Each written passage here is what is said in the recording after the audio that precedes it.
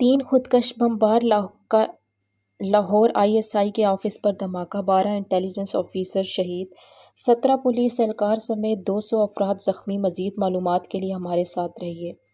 Major آس کی آنکھ news anchor کی چیخ چیخ کر ہیڈ لائنز پڑھنے پر کھلی تھی، اور جب سامنے چلتی لال پٹی پر نظر پڑی تو اس کی آنکھیں ابل ہی پڑی تھیں۔ تمام آفیسرز کو سانپ سونگھ گیا تھا۔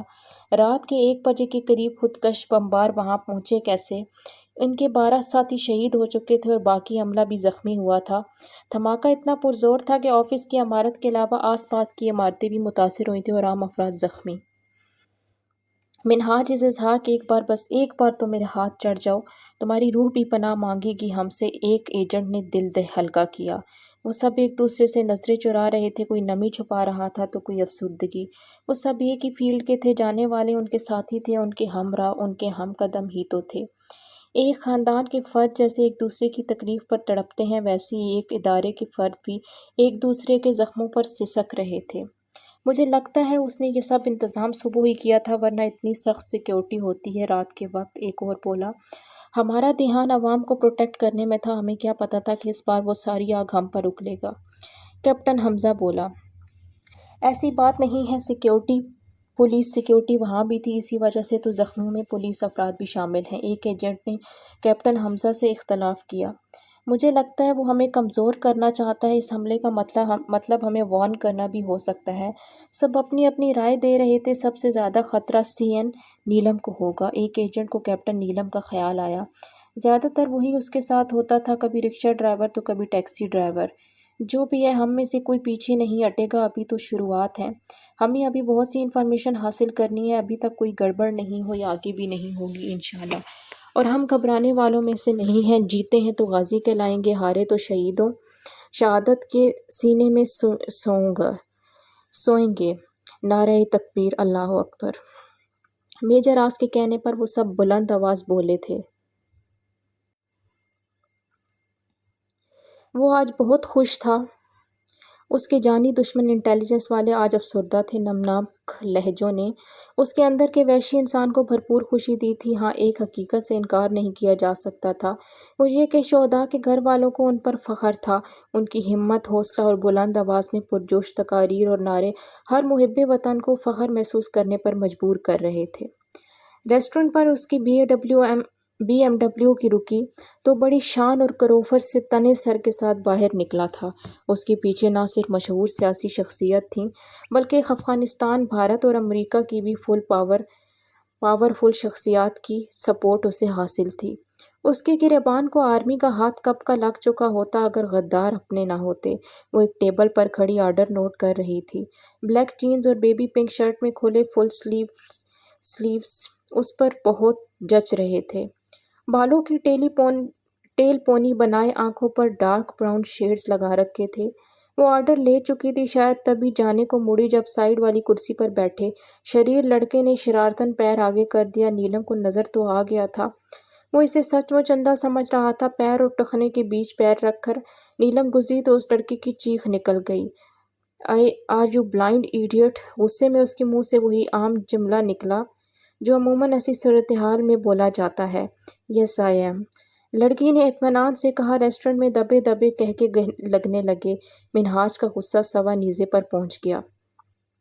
سفید رنگت سرخ ہونے لگی، آنکھوں میں غضب کی سرخی نے جگہ بنا لی۔ مینیجر کہاں ہے؟ کوئی بھی منہ اٹھا کر سٹاف کی انسلٹ کرتا رہے اور تم لوگ خاموش کھڑے دیکھتے ہو۔ منہاج کی گرجدار آواز پر ریسٹورنٹ کے کہکے بند ہو گئے۔ اس کے گارڈز بھی اندر آ چکے تھے۔ مینیجر نے بھی فوراً حاضری دی۔ Sorry sir, we are really sorry. Manager کی تو شامت ہی آئی ہی رہتی تھی جب منہاج آتا تھا، اب بھی وہ گھبراہٹ میں معافیاں تلافیاں کرنے لگا۔ اندھا سٹاف رکھا ہوا ہے، ایڈیٹ پیپل، لڑکا غصے سے بولتا جانے لگا۔ جیسے ہی وہ اس کے پاس سے گزرنے لگا، منہاج نے اس کا گریبان تھام کر اپنی جانب گھسیٹ لیا۔ دونوں ہاتھ اس کے گریبان پر جمائے وہ اسے اپنے مقابل کھڑا کر چکا تھا۔ اس کی غلافی پھوری آنکھوں نے مقابل کو چند پل کے لیے لرزا دیا تھا۔ اس نے ایک زبردست پنچ لڑکے کے منہ پر دے مارا، وہ پیچھے پڑی میز پر لگا تھا۔ برتن گرنے کی آواز نے ریسٹورنٹ کی خاموش فضا میں ارتعاش برپا کیا۔ نیلم اچھل کر 2 قدم دور ہٹی تھی، کانوں پر ہاتھ رکھتے اس نے خوفزدہ ہونے کی کمال اداکاری کی۔ سر جانے دیں پلیز سر۔ مینیجر کی منت سماجت پر منہاج نے قہر آلود نظروں سے نیچے گرے لڑکے کو دیکھا جس کی ناک سے خون نکل رہا تھا تو شرٹ کا گریبان بھی ادھڑ چکا تھا۔ ادھر آؤ تم، منہاج نے اسے بازو سے پکڑ کر اپنے ساتھ گھسیٹا۔ بیٹھو یہاں۔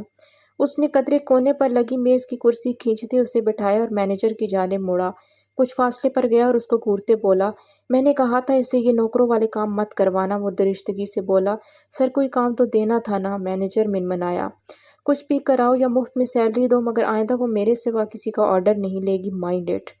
اور جب سارا سٹاف لنچ کر رہا ہو تو اسے کام پر لگایا ہے۔ وہ بھڑک رہا تھا۔ مینیجر خاموش سن رہا تھا۔ وہ پھر نیلم کے پاس آیا۔ سنو تم گھر جاؤ اب، بلکہ پہلے ایک کپ چائے پی لو۔ وہ بیٹھتے ہوئے بولا۔ اس نے ویٹر کو چائے اور ریفریشمنٹ کا آرڈر دیا۔ ہم نے چائے نہیں پینی، کون ہو تم؟ نیلم نے پوچھا۔ تم اپنا نام بتاؤ پھر میں بتاتا ہوں میں کون ہوں۔ وہ کرسی کی بیک سے ٹیک لگاتا دلکشی سے مسکرایا۔ یا وائٹ بغیر شکن کے شرٹ اور بلیک جینز پر اس نے بلیک کوٹ پہن رکھا تھا۔ دل فریب پرتمکنت خدوخال کلین شیوڈ غلافی آنکھوں میں نیلم کا عکس، ہلکی ہلکی ابھرتی سرخی۔ وہ کسی دیوتائی مالائی داستان کا کوئی دیوتا لگ رہا تھا۔ ایسا دیوتا لگ رہا تھا مجسم روپ دھارے اس کے سامنے بیٹھا ہو۔ نیلم ابرار کا دل شدت سے چاہا تھا کہ اگر کوئی آ کر گواہی دے ڈالے کہ نہیں یہ وہ نہیں ہے جو لوگوں کے دل نکال لیتا ہے۔ کیا حسن اتنا ظالم ہوتا ہے؟ اتنا؟ ہمیں کوئی دلچسپی نہیں ہے اس میں کہ تم کون ہو، تمہیں آخری بار بتا رہے ہیں۔ ہمیں پریشان نہیں کرو نہیں تو بہت برا پیش آئیں گے تمہارے ساتھ۔ اس کے چہرے پر غصہ جھلک رہا تھا، رخسار بھی ناراضگی سے پھول گئے تھے۔ ہاں ہاں ہاں۔ وہ ہنسا اور آگے کو ہوتا بیٹھ گیا۔ دونوں ہاتھ میز پر ٹکائے تو نیلم کا دھیان غیر ارادی طور پر ان کی جانب چلا گیا۔ ذہن کی اسکرین پر سال پہلے دیکھا کوئی خواب گردش کرنے لگا جس میں یہ مضبوط سفید ہاتھ واضح تھے۔ اسے جانے کیوں خوف آیا تھا ان ہاتھوں سے جنہوں نے لاکھوں گلے گھونٹے تھے۔ ملکہ تم غصہ جلدی کرتی ہو مگر کرتی کمال ہو۔ وہ اس کے چہرے کو نظروں کی زد میں لیے بولا، شٹ اپ۔ وہ کرسی دھکیل کر اٹھ کھڑی ہوئی اور ہاتھ سے دیوار ٹٹولنے لگی۔ منہاج اس کے سامنے آ کھڑا ہوا، دیوار کو ٹٹولتا ہاتھ اس کا منہاج کے سینے سے ٹکرایا۔ ایک برق سی اس سینے میں دوڑ گئی تھی۔ کیا بدتمیزی ہے، وہ غصے سے پھنکاری۔ سنو تم میری آواز نہیں پہچانتی کیا؟ وہ اس کے کان کے قریب ہوتا پوچھ رہا تھا۔ اس کی پرفیوم کی سحر انگیز مہک نیلم ابرار کے نتنوں سے ٹکرائی۔ مجھے تمہارا نام تک نہیں پتا، وہ دانت چبا کر بولتی ایک قدم پیچھے ہٹی۔ اوکے نیلم ابرار، تم اپنے اپارٹمنٹ جا سکتی ہو، کل ملیں گے بلکہ لنچ اکٹھے کریں گے، سی یو سون۔ اس نے نیلم کی جانب دیکھتے ہوئے کہا، کوٹ کی پاکٹ پر لگے بلیک گاگلز لگائے اور اسے بھرپور نظروں سے تکتا چلا گیا۔ اس کی نکلتی ہی گارڈز پیچھے چل دیے۔ کار کا دروازہ کھولتے گارڈ کو بیٹھتے ہوئے اس نے حکم دیتے کہا، جب تک وہ صحیح سلامت گھر نہ پہنچ جائے اس پر نظر رکھو۔ گارڈ نے فرمانبرداری سے سر ہلایا۔ پیٹر نے اپارٹمنٹ کب اور کس سے رینٹ پر لیا تھا اور یہ لڑکی کب سے یہاں رہ رہی ہے، ساری انفارمیشن کل تک میری اسٹڈی میں ہونی چاہیے۔ ڈرائیو کرتے پیٹر سے وہ حکمیہ لہجے میں مخاطب تھا۔ وہ جس وقت اپارٹمنٹ پہنچی دوپہر کے 3 بج رہے تھے۔ میجر آس کے ساتھی نے بتایا تھا کہ منہاج کے گارڈز اس کا پیچھا کرتے آئے ہیں اور یہ بھی کہ ایک گارڈ ہر وقت اپارٹمنٹ کے آس پاس گردش کرتا نظر آتا ہے۔ میجر آس نے پیٹر سے ایک کلب میں ملاقات کی تھی اور خود کو ایک گولڈ سمگلر بتایا تھا۔ منہاج کو چونکہ ہیرے کی سمگلنگ کے لیے بھروسے والے بندے چاہیے تھے، تبھی آس نے یہ پلان ترتیب دیا تھا۔ پیٹر سے اس کی ملاقات 2-3 ملاقاتیں ہو چکی تھیں اور یہی نہیں اس کے مابین فون کا تبادلہ ہو گیا تھا۔ جب آس نے یہ نمبرز اپنے سینئرز کو بھیجا تو اس سے یہی معلومات ملی کہ اس نمبر سے 3-4 لوگوں سے ہی کانٹیکٹ کیا گیا اور کوئی ڈیٹا حاصل نہیں ہوا۔ سر کیپٹن نیریج نے جو رپورٹ بھیجی اس میں تمام سکولز کی لوکیشن ہے جس میں کم سن بچوں کو دہشت گردی کی ترغیب دی جاتی ہے۔ اس کے علاوہ ٹاپ لسٹڈ 10 بندے اور 3 گروہ کی بھی انفارمیشن ہے اور امداد بلوچ کا ایک خفیہ ٹھکانہ بھی پتہ لگ گیا ہے۔ کیپٹن حمزہ نے لیپ ٹاپ کی جانب دیکھتے ہوئے کہا۔ میجر آس اپنی ڈیوائس کے ساتھ زبردست مات تھا جسے اس نے کل سیٹ کرنا تھا، ایئر پیس کا ساتھ، کیونکہ کل اس کی پیٹر کے ساتھ ملاقات تھی۔ کیپٹن ایریج کی صلاحیتوں پر مجھے کوئی شک نہیں۔ After all she is an intelligent girl. Major آس کے لہجے میں رشک کی آمیزش تھی جسے اندر آتی نیلم نے بے حد ناگواری سے سنا تھا۔ میجر آس کے منہ سے کسی اور لڑکی کی تعریف اس کے اندر آگ بھڑکا گئی۔ اس نے ہینڈ بیگ زور سے صوفے پر پٹکا۔ میجر آس نے سر اٹھا کر اسے دیکھا اور دوبارہ اپنے کام میں مصروف ہو گیا۔ کیپٹن نریج ایک ذہین لڑکی ہے، اگر یہاں کوئی کم عقل، احمق اور بے وقوف ہے تو وہ کیپٹن نیلم ہے، اس نے دل جلے سے کہا۔ سبز کانچ میں ہلکی ہلکی نمی چپک رہی تھی۔ کیپٹن حمزہ نے تعجب سے ایک نظر اس لڑکی کو دیکھا اور دوسری نظر بے نیازی سے وائرلیس کے وائر سے چھیڑخانیاں کرتے میجر آس کو۔ آپ کی بات تو ہوئی نہیں کیوں کیپٹن حمزہ؟ میجر آس نے لاپرواہی سے کہتے کیپٹن حمزہ کو بھی بیچ میں لیا۔ جی، حمزہ جلدی سے بولا۔ آپ تو چپ رہیں، نیلم نے چٹخ کر اس کی بات کاٹی۔ کیپٹن نیلم، میجر آس کی آواز میں سختی تھی۔ وہ ایک قہر برساتی نظر اس پر ڈالتی اپنا ہینڈ بیگ اٹھا کر چلی گئی۔ میجر آس کو یوں ہی بیٹھے دیکھ کر حمزہ اس کے پیچھے گیا۔ کیپٹن نیلم، آپ غلط سمجھ رہی ہیں، میجر آس نے آپ کی تو بات ہی نہیں کی، حمزہ نے غصے سے بھری لان میں صوفے پر بیٹھی نیلم سے کہا۔ مجھے پتہ ہے وہ ہماری کبھی بات نہیں کریں گے، انہیں ہم اس قابل نہیں لگتے کہ ہماری بات کی جائے۔ آپ کے سامنے ٹائیگر نے کبھی ہمیں اپریشیٹ کیا؟ وہ اس سے شکایتی انداز میں بات کر رہی تھی۔ ایسی بات نہیں ہے، آپ بہت اچھے سے کام کر رہی ہیں۔ Believe me I am really impressed. Captain Hamza صوفے کے پاس ہی نیچے بیٹھ گیا۔ آپ اتنے اچھے سے نابینا ہونے کی اداکاری کرتی ہیں، آپ کی آواز بھی ہم تک صاف آ رہی ہوتی ہے، آپ ہر بات کا جواب بھی پورے اعتماد انداز میں دیتی ہیں۔ You are really good. وہ اس کی تعریف کر رہا تھا جو زور و شور سے مینا برسانے میں مصروف تھی اور بار بار نازک ہاتھوں کی پشت سے سرخ آرزوں پر بہتے آبشار کو سمیٹ رہی تھی۔ یہ بھی بتاؤ کہ کیپٹن ریچ اور کیپٹن منزا، یہاں تک کہ کسی بھی آرمی کیڈٹ کو روتے نہیں دیکھا، آپ کو یہ بھی ہنر آتا ہے؟ میجر آس پیچھے ہی دروازے میں کھڑا تھا۔ اس کی سنجیدہ آواز پہ دونوں نے مڑ کر دیکھا اور کیپٹن حمزہ کھڑا ہو گیا۔ ان کو آپ ڈانٹتے بھی تو نہیں ہیں، وہ آنسوؤں کے درمیان بولی۔ وہ ایسا کام بھی نہیں کرتی کہ ڈانٹا جائے۔ میجر آس نے کندھے اچکائے۔ آپ تو شروع دن سے ہمارے دشمن بنے ہوئے ہیں کیپٹن حمزہ۔ اس کو اتنی لاپرواہی سے گروپ لیڈر کے ساتھ لڑتا دیکھ کر نامحسوس طریقے سے کھسک گیا۔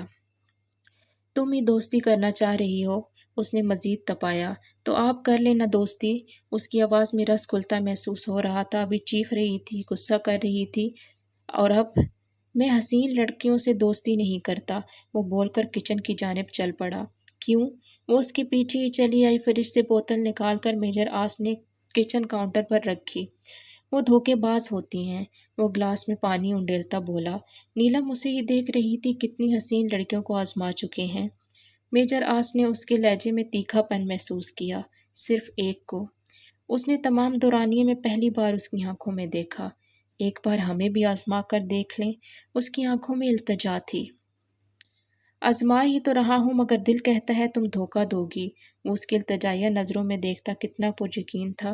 نیلم کو اپنے حوصلے ٹوٹتے محسوس ہوئے۔ ہم ایسے نہیں ہیں میجر آس۔ اس کے لب دھیرے سے ہلے۔ ایسا مت کرنا نیلم، یاد رکھنا میں غداری معاف نہیں کروں گا، جان لے لوں گا تمہاری۔ میں اپنے دشمنوں کے حق میں نرم دل واقعی نہیں ہوا۔ میجر آس عالم کے لہجے میں ایسا کچھ تھا جس نے نیلم ابرار کی ریڑھ کی ہڈی میں سنسناہٹ پیدا کر دی۔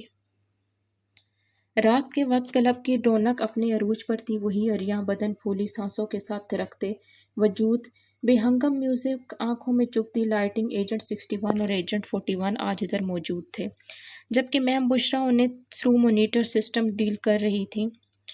کلب میں جگہ جگہ اسپائی کیمراز نصب تھے۔ ایجنٹ 61 آج ویٹر کے یونیفارم میں پہلے ہی موجود تھا۔ شراب کے گلاس ٹرے میں رکھے وہ سرو کر رہا تھا جب اس کے ایئر پیس میں میم بشرا کی آواز ابھری، میوریک از کمنگ۔ وہ فوراً متلاشی نظروں سے ادھر ادھر دیکھنے لگا۔ بالآخر اسے مینیجر نظر آ گیا، جس کے ساتھ ہی میوریک کلب کی چھت پر جاتا تھا۔ وہ تیزی سے فون پر گفتگو کرتے مینیجر کے پاس سے گزرا اور جان بوجھ کر اس سے ٹکرا گیا۔ اوہ گاڈ! مینیجر نے ہاتھ چھاڑتے خونخوار نظروں سے ویٹر کو گھورا۔ اندھے ہو تم، کام نہیں آتا، جاہل انسان! اپنی ساری فرسٹریشن اس پر نکال ڈالی۔ سوری سر، لائیں میں صاف کر دوں، بس 2 منٹ ہی لگیں گے پلیز سر، وہ شرمندگی اور لجاجت سے درخواست کر رہا تھا۔ جاؤ، دفع ہو جاؤ، جلدی کرو۔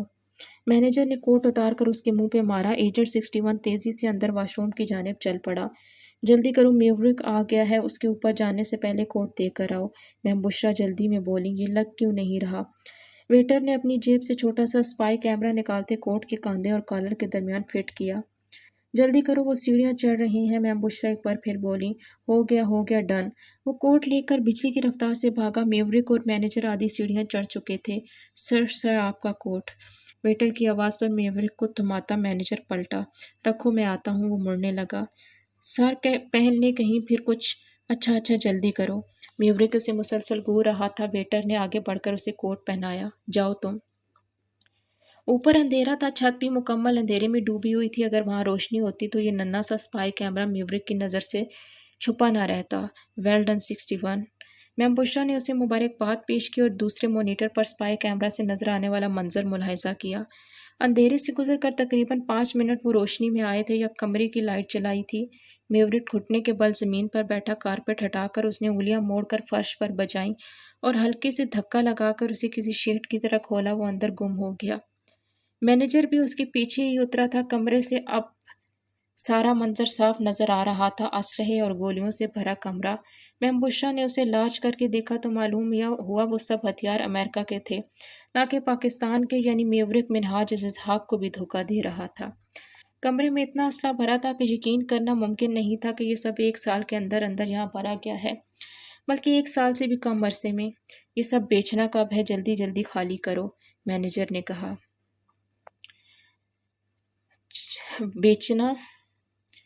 وہ بیچنا کو لمبا کھینچتا اس کے کوٹ کے کندھے اور کالر کے درمیان غور کرنے لگا۔ اس کا بڑا سا چہرہ میم بشرا کے مانیٹر پر چھا گیا۔ اوہ نو، ایجنٹ 61 اور 41 جلدی نکلو کلب سے۔ 61 تم بھاگو جلدی، میورک کو پتہ لگ گیا ہے کیمرے کا۔ میم بشرا نے بھرائی آواز میں جلدی کہا۔ نکلو پلیز۔ اس کے ہاتھ پاؤں ٹھنڈے پڑ گئے۔ اگر ان کا کوئی ایجنٹ CIA کے ہتھے چڑھ جاتا تو وہ نہ جینے میں ہوگا نہ مرنے میں۔ میں چینج کروں یا ایسے ہی جاؤں؟ وہ واش روم کے پچھلی طرف آ گیا۔ اوہ، مجھے اس ویٹر پر پہلے ہی شک تھا۔ اس نے کیمرہ کھینچا تو کوٹ بھی ادھڑ گیا۔ کوئی ویٹر باہر آئے تو پکڑ لینا اسے، یا پھر داڑھی اور گورے رنگ کا شخص بھاگنے لگے تو جانے مت دینا، مینیجر نے گارڈز کو حکم دیا۔ میورک سیڑھیوں کے ذریعے اوپر آیا اور جلدی سے سب بند کیا، روم کو لاک لگایا اور دونوں تیزی سے سیڑھیاں پھلانگتے نیچے پہنچے۔ سنو، سب سے پہلے تم چینج کرو، یہاں کیمرے نہیں ہیں، جلدی کرو، میم بشرا نے کہا۔ مگر میرے کپڑے اندر ہیں، اس نے جواب دیا۔ میں ٹائیگر سر کو انفارم کرتی ہوں، تم کہیں چھپ جاؤ یا کسی چھت پر چلے جاؤ، وہاں روم کے ساتھ گیلری میں چھپ جاؤ۔ وہ بلوچستان بھیجی گئی ٹیم کی تمام کارروائیاں چیک کر رہا تھا جب اس کی وائرلیس نما ڈیوائس وائبریٹ کی۔ اس نے قدرے چونک کر دیکھا۔ سر M2 ٹیم ASP اسپیکنگ۔ تمام صورتحال نہایت مختصر الفاظ میں اس تک پہنچائے۔ میجر راس نے فوراً لیفٹیننٹ جنرل سے رابطہ کیا اور تمام صورتحال سے آگاہ کیا۔ میم بشرا اور وہ فوراً بھیس بدل کر DIG سندھ سے رابطے کے بعد کلب پر ریڈ کرنے کا فیصلہ کیا۔ میم بشرا نے کلپ سینڈ کی اور پولیس گاڑیاں تیزی سے کلب کی جانب روانہ ہوئیں۔ اس وقت یہ ایک خوش قسمتی تھی کہ ان میں سے کوئی بھی پولیس اہلکار احماس کا گینگ کا حصہ نہ تھا۔ ایجنٹ 61 روم کی گیلری میں پچھلے 1 گھنٹے سے پلر کے ساتھ لٹکا تھا۔ اس کے پیر زمین سے اوپر اٹھے تھے، مگر اس کے لیے یہ کوئی خاص بات نہیں تھی۔ بس وہ چاہتا تھا کہ کسی طرح وہ اسلحہ نکالنے میں کامیاب ہو جائے۔ میورک کے ساتھ موجود 2 گارڈز اور کلب گارڈز ایجنٹ 61 کی تلاش میں بھاگ رہے تھے، مگر اس کا ملنا ممکن نہیں لگ رہا تھا۔ پولیس گاڑیوں کا ہارن سنائی دیا تو میورک نے ایک مکہ بنا کر اپنی ہتھیلی پر مارا اور 3-4 زبردست انگریزی گالیاں نکالیں۔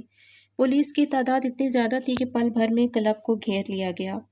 مشکوک افراد کو پکڑنے کے علاوہ تمام اسلحہ بھی برآمد کر لیا گیا۔ ایجنٹ 61 کو اسی بھیڑ میں سے محتاط طریقے سے نکال لیا گیا تھا۔ کراچی کے مشہور کلب میں بڑے پیمانے پر اسلحے کی سمگلنگ روک دی گئی۔ 3 مشکوک افراد گرفتار۔ انہوں نے میورک کی گرفتاری نہیں لی تھی، مشن کا ابھی یہی تقاضا تھا۔ وہ اپنی روٹین کے مطابق ریسٹورنٹ آئی، خلاف توقع اسے آج لنچ دیا گیا تھا۔ اسے اس کا میز نمبر بتایا، وہ بمشکل اداکاری کرتی 2-3 لوگوں سے ٹکراتی میز تک پہنچی۔ ابھی اس نے صحیح طریقے سے کھانے کی اشتہا انگیز خوشبو کو محسوس بھی نہ کیا تھا کہ اسی کولون کی مہک نے اس پر غلبہ حاصل کر لیا۔ وہ کھانے کو ہاتھ بڑھانے لگی تھی۔ منہاج اسحاق وہاں پہلے سے موجود تھا، اس کے ہر بڑے ہاتھ پر کوئی نہ کوئی ڈش آگے کر دیتا۔ کون ہے یہاں؟ وہ آس پاس دیکھنے کی کوشش کرتی بولی۔ کیا تم میری موجودگی کو بھی محسوس کر لیتی ہو؟ وہ میز پر کوہنیاں ٹکائے اس کی گلاسز لگی آنکھوں پر نظریں جمائے بولا۔ اندھے ضرور ہیں مگر محسوسات رکھتے ہیں۔ وہ میز کا سہارا لے کر اٹھ کھڑی ہوئی۔ اس سے پہلے کہ منہاج اسے کچھ کہتا وہ پلرز کو ٹٹولتی تیز تیز آگے بڑھ گئی۔ بہت مشکل تھا ان چیزوں کی موجودگی کو فراموش کرنا جو نظر آ رہی ہوں۔ تقریباً 20 منٹ بعد مینیجر نے اسے دوبارہ میز پر جانے کو کہا اور لنچ کرنے کا کہا تو وہ ناچار اٹھ گئی۔ 11 سالوں میں پہلی بار نیلم کو سرو کیا، آج ملکہ کو کر رہا ہوں۔ وہ میز پر پھر موجود تھا، پلیٹ اس کے سامنے رکھتے اس میں لگے ایک ایگ نوڈلز نکالتے بولا، تمہیں کس نے حق دیا ہمارا نام رکھنے کا؟ ہم نیلم ہے، سنا تم نے؟ اور ہم تمہارا سرو کیا کھانا تمہارے منہ پر مارتے ہیں۔ اس نے پلیٹ کو ہاتھ سے پرے کھسکایا تو وہ میز سے نیچے جا گری۔ ہمارا پیچھا مت کرو۔ وہ غصے سے آگ بگولا ہو گئی۔ منہاج نے آس پاس لوگوں کو متوجہ دیکھا اور میز پر موجود فروٹ باسکٹ کو ہاتھ مارتا لمبے لمبے ڈگ بھرتا نکل گیا۔ باسکٹ گرنے پر وہ اچھلی تھی۔ شام 4 کا وقت تھا جب اس کا بھوک سے برا حال ہونے لگا۔ چونکہ مینیجر اس کی حقیقت جانتا تھا، اس نے اسے کھانے کے لیے ایک میز پیش کی۔ وہ ایگ نوڈلز کے ساتھ بھرپور انصاف کر رہی تھی۔ جب منہاج پھر سے وہاں چلا آیا، اسے نظر تو آ گیا، وہ فوراً رد عمل ظاہر نہیں کر سکتی تھی۔ میجر آس کو یہ سارا منظر اپنے لیپ ٹاپ کی سکرین پر نظر آ رہا تھا۔ کیا جادو ہے جو شخص کسی کی ہلکی سی ناگواری نہیں برداشت کرتا؟ کیپٹن نیلم کی اتنی انسلٹ کے باوجود بھی 2 گھنٹے کے بعد پھر حاضر ہو گیا۔ کیپٹن حمزہ نے لقمہ دیا۔ کیپٹن نیلم جیسی لڑکی پر تو کوئی بھی فدا ہو سکتا ہے، حمزہ نے اسکرین پر نظر آتے اس کے حسین و دلکش چہرے کو دیکھتے ہوئے سوچا۔ اس کی نظریں مسلسل کھانا کھاتی نیلم کے چہرے پر جمی تھیں۔ اس کا فطری غصہ اوت کر آیا۔ وہ حسین تھی تو اپنی حفاظت کرنا بھی جانتی تھی۔ بچپن سے ایسے گھورنے والوں کو سیدھا کرتی آئی تھی۔ اس نے را کے ایجنٹ کا منہ نوچ لیا تھا تو اس شخص کو کیسے بخش دیتی؟ نیلم نے ہاتھ میں تھاما کانٹا زور سے اس کے ناک پر مارا۔ وہ جو انابی ہونٹوں پر ہلکا سا تبسم لیے اسے تیز تیز کھاتے دیکھ رہا تھا، اس اچانک حملے پر سٹ پٹا گیا۔ خون کی باریک سی لکیر اس کے ناک سے ہونٹوں تک بہہ گئی۔ پہلے تم بغیر اجازت کے میری میز پر آ بیٹھے، اب مسلسل گھور رہے ہو۔ تمہیں مسئلہ کیا ہے؟ کیوں ہمیں نوکری سے نکلوانے کے در پہ ہو؟ اب اگر تم ہمارے آس پاس بھی منڈلائے تو ہم تمہاری آنکھیں نکال دیں گے۔ وہ دیکھ منہاج کے بائیں طرف رہی تھی مگر غصے سے اسے ہی مخاطب کیے بیٹھی تھی۔ اتنا زبردست نشانہ تو بینائی رکھنے والوں کا بھی نہیں ہوتا جتنا تمہارا ہے۔ وہ ٹیشو پیپر سے خون صاف کرتا ازحد سنجیدہ تھا۔ تم ہمیں اندھا کہہ رہے ہو؟ وہ بے یقینی سے بولی۔ I'm sorry، میرا وہ مطلب نہیں تھا ایکچولی۔ وہ وضاحت کرنے لگا۔ Go to hell۔ وہ کرسی دھکیل کر کھڑی ہو چکی تھی، اس کی وجہ سے وہ تیسری بار پھر بھوکی جا رہی تھی۔ ایماس کو افسوس ہونے لگا۔ اب بہت کم ہی کوئی اوپر اپارٹمنٹ میں آتا تھا۔ وہ لوگ احتیاط برتنے لگے تھے، اگر کوئی آتا بھی تو رات کے وقت۔ میجر آس بھی رات کے 1 بجے اوپر آیا تھا۔ السلام علیکم۔ اندر داخل ہوتے سلام جھاڑا نیلم کے ساتھ والی خاتون ڈرائنگ روم میں سو رہی تھیں۔ وعلیکم السلام، آپ اس وقت کوئی کام تھا؟ وہ شاور لے کر نکلی تھی، سردی کی وجہ سے اس کے ہونٹ کپ کپا رہے تھے، گیلے بال رخساروں پر چپکے پڑے تھے، پلکیں بھی تر تھیں۔ کوئی اور ہوتا تو اس وقت ایمان اس کا ڈگمگا جاتا، مگر وہ اس دنیا کا واحد شخص تھا جسے اس چہرے کی خوبصورتی نہیں نظر آتی تھی، کیونکہ وہ اس چہرے کا ایک بھیانک روپ دیکھ چکا تھا۔ ہاں، مجھے آپ کو آگے کی پلاننگ بتانی تھی۔ آپ ہیئر ڈرائی کر کے آئیں، میں کافی بناتا ہوں۔ ویسے بھی یہ کوئی وقت نہیں ہے بات لینے کا۔ اپنی بات کہہ کر وہ نکل گیا۔ جب تک اس نے کافی بنائی، نیلم جیکٹ پہن کر گیلے بالوں کا جوڑا بنا کر آ گئی۔ وہ کافی مگ میز پر رکھ رہا تھا، اسے بیٹھنے کا اشارہ کرتے اپنی کرسی بھی کھینچ لی۔ میجر آس نے اسے آگے کی منصوبہ بندی بتانا شروع کی۔ وہ خاموشی اور توجہ سے اس کی بات سننے لگی۔ پیٹر کو پتہ ہے منہاج کے خلاف ایک ایجنٹ مشن پر ہے، اسے ٹائیگر کہتے ہیں۔ میں نہیں جانتا اسے یہ کیسے پتہ چلا، مگر ایسے میں میرا منہاج کے ساتھ جانا مشن کے لیے خطرہ ثابت ہو سکتا ہے، اس لیے یہ چینجنگز کی گئی ہیں۔ اس نے اپنی بات ختم کر کے پلان میں کافی کا گھونٹ بھرا۔ نیلم نے بھی کافی مگ کو دونوں ہاتھوں سے تھام رکھا تھا، جیکٹ کے بازو اس کے آدھے ہاتھ ڈھانپ رہے تھے۔ یہ جیکٹ میجر آس کی تھی جو اس نے اسلام آباد میں اسے ٹھنڈ کے دوران دی تھی اور نیلم نے اب تک واپس نہیں کی تھی۔ آپ کو سب ٹائیگر کہتے ہیں، آپ کے بابا نے یہی نام کیوں دیا آپ کو؟ حالانکہ ایک تھا ٹائیگر، 2012 میں 3 سال پہلے ریلیز ہوئی تھی۔ وہ مسکرائی۔ ہاں، آپ کو لگتا ہے میرے بابا ایسی فلموں سے امپریس ہوں گے؟ تضاد پر مبنی جس کی حقیقت تلخ اور فکشن سحر انگیز محبت بری ہوں۔ اس نے منہ بگاڑا۔ آپ کو انڈین موویز نہیں پسند؟ موویز کی الگ بات ہے اور اس مووی کی الگ بات۔ حقیقت تو یہ ہے کہ ایک تصوراتی کہانی پر مبنی فلم ہے، جبکہ حقیقت میں ٹائیگر کو شک تھا کہ ایک محب وطن انسان جسے اپنے وطن سے محبت تھی، وہ اس کے لیے کچھ کرنا چاہتا تھا مگر تھیٹر میں آ گیا۔ وہ ایک ہینڈسم شخص تھا، اس کی اداکاری بہت پسند کی جاتی تھی، اس کے اکثر اس کے چاہے جانے والے ونود کھنہ بھی کہتے تھے۔ لکھنؤ میں ایک تھیٹر پرفارمنس میں وہ بھارت کی خفیہ ایجنسی را کی نظروں میں آ گیا۔ اسے را کا ایجنٹ بننے کی آفر دی گئی اور 2 سال ٹریننگ کے بعد پاکستان بھیجا گیا۔ اس کو نبی احمد شاکر کا نام دیا گیا۔ اس شارٹ میں اس نے یہاں آ کر ISI میں شمولیت اختیار کی اور میجر کے رینک تک پہنچ گیا۔ اس نے ہمارے ادارے کی بہت سی حساس معلومات بھارتی اداروں کو دی اور بلیک ٹائیگر کا خطاب حاصل کیا۔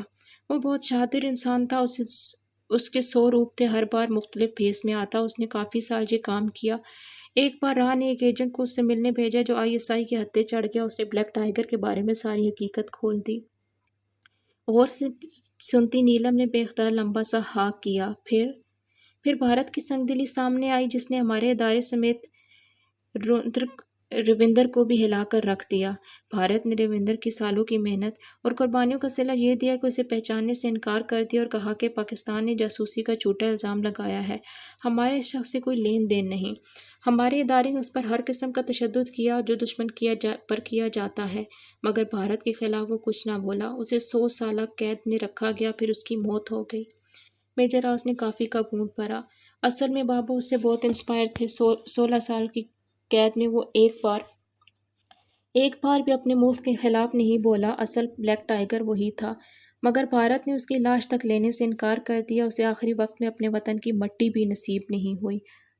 یہ تھا بلیک ٹائیگر۔ وہ کرسی کی پشت سے ٹیک لگاتے بولا، کیا واقعہ ہی کسی کو اپنے ملک سے اتنی محبت ہو سکتی ہے؟ نیلم حیران تھی۔ اس نے شاکڈ ہوتے سوال کیا، کیوں نہیں ہو سکتی؟ ہمارے فوجی ادارے ایسے لوگوں سے بھرے پڑے ہیں جنہوں نے سالوں غیر زمین پر گزارے ہیں، وہاں کے ظلم و ستم سہے ہیں۔ کسی کی زبان کاٹ دی گئی تو کسی کو لوہے کے گرم سلاخوں سے مارا گیا، کسی کے ناخن کھینچ ڈالے تو کسی کی ٹانگ توڑ دی گئی۔ لاکھوں لوگ ہیں جن کے بلبوتے پر آج یہ لوگ جان جائیں گے نہ کہ ان کی پرسکون راتوں کے پیچھے ہم وردی والوں کی کتنی دردناک چیخیں ہیں۔ تو آپ کی قسم یہ جان سو نہیں سکیں گے اگر وہ یہ کٹے سر دیکھ لیں جن کے عوض زمین کا یہ ٹکڑا پاکستان حاصل کیا تھا تو آنکھیں پتھرا جائیں گی۔ انہیں کیا پتا کہ اس امن و سکون کے پیچھے کتنے یتیم ہوئے، کتنی بیوہ ہوئیں۔ انہیں کیا پتا کہ کتنوں کے جگر پھٹے، کتنوں کے سہارے ٹوٹے۔ یہ کیا جانے کہ زبان کاٹ دی جائے تو کتنا درد ہوتا ہے۔ یہ کیا جانے کہ لوہے کی گرم سلاخ جسم پر پڑے تو کیا اذیت ہوتی ہے۔ بس انہیں یہ نظر آتا ہے کہ GDP کا ایک خاص حصہ فوج پر خرچ ہوتا ہے، بس یہ نہیں نظر آتا کہ جب مارشل لا نافذ ہوتا ہے تب تک پاکستان کی GDP بڑھ جائے۔ تاریخ گواہ ہے وہ کسی جادو کی چھڑی سے نہیں ہوتا۔ پاکستان کی عوام نے جب اپنے حکمران خود منتخب کی ہیں تب گھاٹے میں رہی ہیں۔ پاکستان کے وجود کے وقت ہمیں $700 ملین ہمارے حصے میں آئے تھے، جس میں سے صرف $400 ملین ہمیں دیے گئے۔ GDP کا ریٹ نہ ہونے کے برابر تھا۔ پھر جنرل ایوب خان کے دور میں GDP کا ریٹ تقریباً 6 تک آ گیا۔ ضیاء الحق کے دور میں ہماری GDP اور بڑھ گئی اور پھر جمہوری حکومت آئی اور GDP گر گئی۔ پھر جنرل پرویز مشرف کے دور میں بڑھ گئی۔ اس لیے تو GDP ملٹری گورنمنٹ بڑھاتی ہے کہ اس کا فائدہ اٹھائیں وہ۔ نیلم نے طنزیہ کہا۔ یہی سننا چاہ رہا تھا میں۔ شکر کریں کہ فوج مکمل طور پر GDP پر انحصار نہیں کرتی، ورنہ جو GDP کے ریٹ جا رہے ہیں فوج کا تو اللہ حافظ ہو جاتا ہے۔ یہ آپ لوگ شور مچاتے ہیں بجٹ کھا گئی فوج بجٹ کھا گئی۔ بجٹ پر نظر ڈالی ہے کبھی؟ اس بجٹ میں سے ہم کیا کھائیں گے؟ پاکستان کی فوج دنیا کی 5ویں بڑی فوج اخراجات میں 26ویں نمبر پر ہے۔ ایٹمی میزائل بھی انہی اخراجات میں آتے ہیں۔ پاکستان کے دفاعی اخراجات ملک کی مجموعی پیداوار کا صرف 2.8% ہیں، جبکہ روس کا 3.9، اسرائیل کا 6.9، امریکہ کے 4.7%۔ میجر آس نے تو اس کی بولتی بند کر کے رکھ دی تھی۔ وہ جو سائیکہ سے اتنی زبان چلاتی تھی، حقائق اور دلائل کے ساتھ بات کرتے، اس بندے کے سامنے چپ تھی۔ ہمارے دفاعی اخراجات $6.8 ہیں، جبکہ بھارت پر جو ہم سے رقبے میں 5 گنا بڑا ہے، $50 سے زائد ہے۔ پاکستان سے 8 گنا زیادہ مقابلہ بنتا ہے پھر ملٹری ہارڈ ویئرز کا۔ لیکن کر کے دیکھ لو، بجٹ کے اتنے فرق کے باوجود ہارڈ ویئرز میں معمولی سا فرق ملے گا۔ روس کے اخراجات $70 ارب، امریکہ کے $600 سے زیادہ ہیں۔ میں نے جتنا آدمی کو جانا اتنا آپ کو بتایا، ایک اندازے کے مطابق یہی اخراجات ہیں۔ باقی ہم کسی کی زبان نہیں پکڑ سکتے، لوگ معلومات رکھتے نہیں اور چڑھائی کر دیتے ہیں۔ آپ بھی انہیں لوگوں میں شمار ہیں۔ وہ تلخ ہوا۔ ایکچولی ہمیں مطالعہ پاکستان اتنی خاص پسند نہیں ہے، اس نے سنجیدگی کا اثر زائل کرتے شرارتاً کہا۔ خیر، یہ مطالعہ پاکستان سے نہیں رٹا میں نے۔ کافی بھی ٹھنڈی کر دی آپ نے میری۔ وہ جھنجھلایا۔ ہم نے تو نہیں کہا تھا بھاشن دیں، وہ بھی رات کی اس وقت، وہ بھی دو بدو بولی۔ کتنی بے مروت ہے آپ، میں نے آپ کے لیے کافی بنائی، اس وقت شاور لینے سے آپ بیمار نہ ہو جائیں، اور آپ نے کیا کیا بحث چھیڑی اور کافی ٹھنڈی کر دی، وہ شکایت کر رہا تھا۔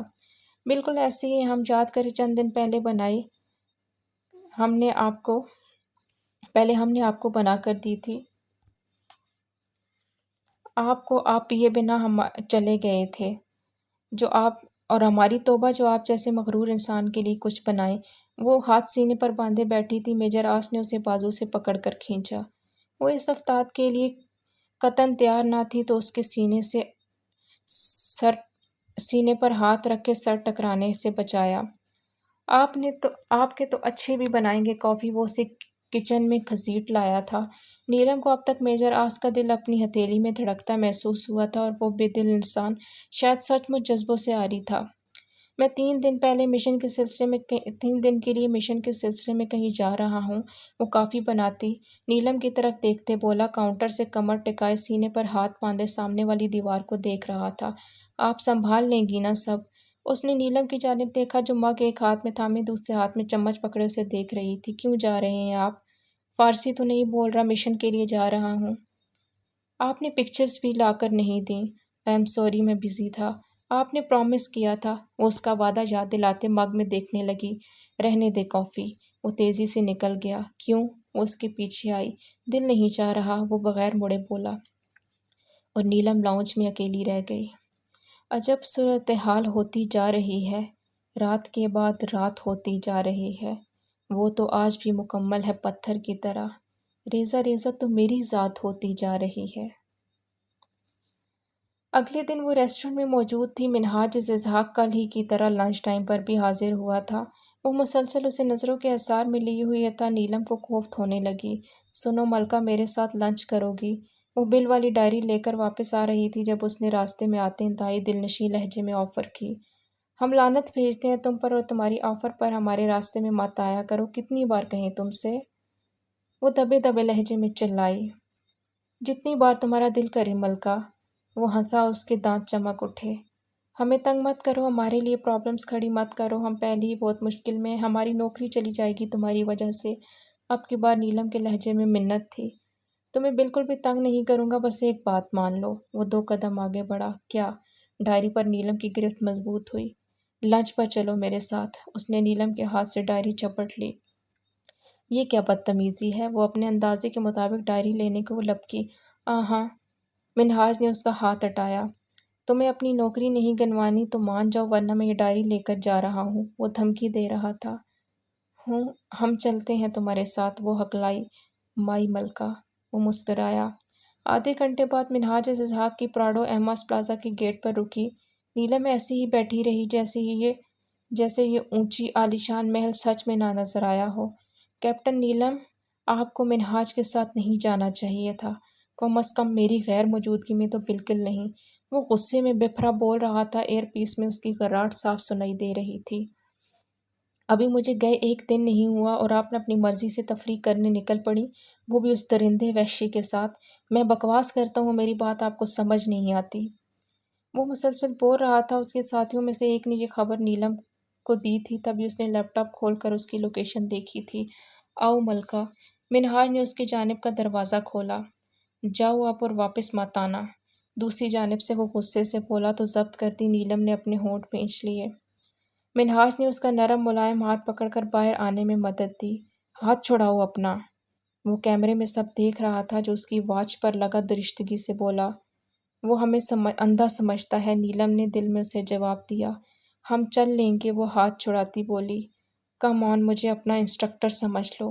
اس نے پھر نیلم کا ہاتھ اپنی گرفت میں لیا۔ نیلم ششو پنج میں پڑ گئی۔ اسے ڈائننگ ہال تک وہ ساتھ لایا تھا۔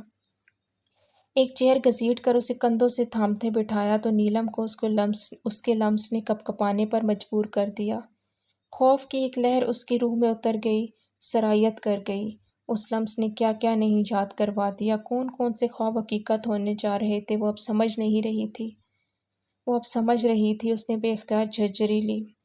منہاج خود بھی کرسی گھسیٹ کر اس کے سامنے بیٹھ گیا۔ سرو کرو، اس نے سرد آواز میں ویٹر کو کہا۔ کیا لیں گی میم آپ؟ کچھ نہیں، وہ گھبرائی آواز میں بولی۔ پاستا کھاؤ گی ملکہ؟ پاستا دو۔ اس کے جواب کا انتظار کیے بغیر حکم آ گیا۔ ریلیکس ہو کر کھا لو، چند باتیں کرنی ہیں تم سے، پھر چھوڑ آؤں گا۔ مجھ پر بھروسہ رکھو۔ آخری جملہ نیلم کو تیر کی مانند لگا تھا۔ تم پر بھروسہ کرنے سے اچھا بندہ زہر نکل رے، دل میں سوچا اور اللہ کا نام لے کر کھانا شروع کیا۔ وہ خاموشی سے کھاتا رہا، اسے بھی گاہے بگاہے دیکھتا رہا۔ نیپکن سے ہاتھ صاف کر کے اس نے نیلم کی پلیٹ میں جھانکا جس میں چند لقمے باقی تھے۔ میں انتظار کر رہا ہوں۔ اس کی سنجیدہ آواز پر اس نے مزید 2 منٹ لگائے تھے پلیٹ ختم کرنے میں۔ تمہاری نظر کیسے گئی؟ مجھے بس یہ جاننا ہے۔ اس کے چہرے پر بلا کی سنجیدگی رقم تھی۔ یہ جان لینے کے بعد کیا تم ہمیں تنگ نہیں کرو گے؟ اس نے فیصلہ سنایا۔ بالکل، وہ متفق تھا اس کے فیصلے سے۔ ہم نے ایک آدمی کو یونیورسٹی میں منشیات بیچتے دیکھ لیا تھا، اس نے ہمیں اغوا کر لیا۔ وہاں سے بھاگنے کے چکر میں ہمیں غلط گاڑی میں بیٹھ گئے، وہ گاڑی ایک بڑے سے پلازا میں جا کر رکی اور ہم ایک قید سے نکل کر دوسری قید میں پہنچ گئے۔ ایک رات ہم وہاں سے فرار ہونے میں کامیاب ہو گئے، مگر گارڈز کو پتہ لگ گیا تھا۔ شاید ہم اندھا دھند سڑک پر بھاگ رہے تھے کہ سامنے سے آتی گاڑی سے ٹکرا گئے۔ اس کار نے ہمیں جانے کتنے فٹ دور پھینکا۔ پھر جب ہم ہوش میں آئے تو پتہ چلا کہ ہماری زندگی اندھیر ہو گئی ہے اور اب ہمیں کبھی نظر نہیں آئے گا۔ دنیا اب نظر نہیں آتی، بس محسوس ہوتی ہے، اور کئی بار بہت بری محسوس ہوتی ہے، بہت زیادہ بری۔ اس کے جذباتی انداز پر منہاج کو بے حد شرمندگی اور ندامت محسوس ہوئی۔ اسے لگتا تھا ہم نے اس کے ہیرے چوری کیے ہیں، بہت قیمتی تھے، وہ جس کا بدلہ اس نے ہماری آنکھوں کی روشنی چھین کر لے لیا۔ اس کے آنسو بل بل بہہ رہے تھے۔ ایسا نہیں ہے، میرا مطلب ہے اس میں چپ ہو جاؤ، اگر تم نے اس شخص کی حمایت کی، میں ایک لفظ بھی کہا تو ہم تمہاری جان لے لیں گے۔